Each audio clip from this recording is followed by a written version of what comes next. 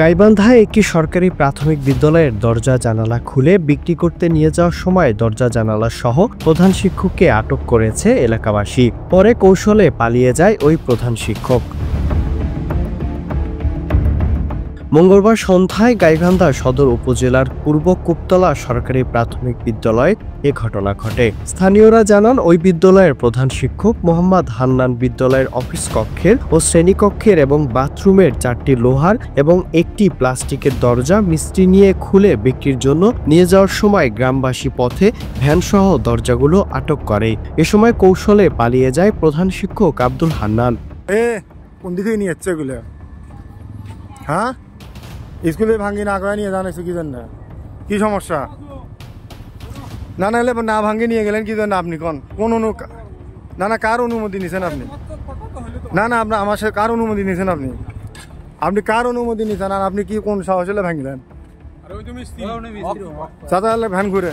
পরবর্তীতে রাতভর উত্তেজনা শেষে গ্রামবাসী দরজাগুলো স্থানীয় ইউপি সদস্য মোহাম্মদ মুরাদ মিয়া এর জিম্মায় রাখে এবং ওই প্রধান শিক্ষকের বিচার দাবি করে জেলা প্রশাসক বরাবর অভিযোগ করেন। তারপর ভেতরে পার্টিশনগুলো ইটগুলো সব নাই, শেষ।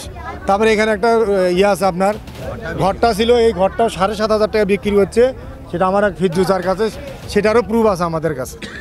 উনি আমাকে যখন এটা আমি আটকাইলাম, যখন নিয়ে যাবে তখন উনি আমাকে বলতেছে যে মাসুম এটা আমরা রফা করি। আমি না, সরি, আমি এটা রফা করবো না, কারণ আপনি দুর্নীতি করছেন, এটার আপনাকে ফল পেতেই হবে। পূর্ব কুপতলা প্রাইমারি স্কুলের হান্নান মাস্টারের আমাকে নিয়ে যাচ্ছে 4টি স্টিলের দরজা আর একটা হলো প্লাস্টিকের দরজা, উনি ওনার বাড়িতে নিয়ে যাবে। এটা স্কুল, এখানে নতুন ভবন নির্মাণ হয়েছে, এখানে পুরাতন ভবন আছে। সেই ভবন থেকে এই স্কুলের প্রধান শিক্ষক স্কুলের 4টি দরজা এবং একটি প্লাস্টিকের দরজা ভেঙে নিয়ে যাচ্ছে।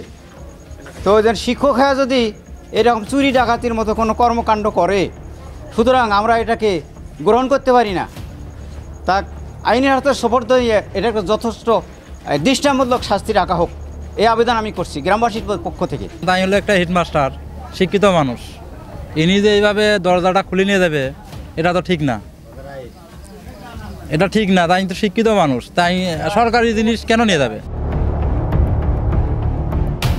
সম্প্রতি ওই বিদ্যালয়ে নতুন ভবন হওয়ার পর থেকে পুরাতন ভবনের বিভিন্ন মালামাল এভাবেই ওই প্রধান শিক্ষক বিক্রি করে আসছিলেন বলে অভিযোগ করেন স্থানীয়রা।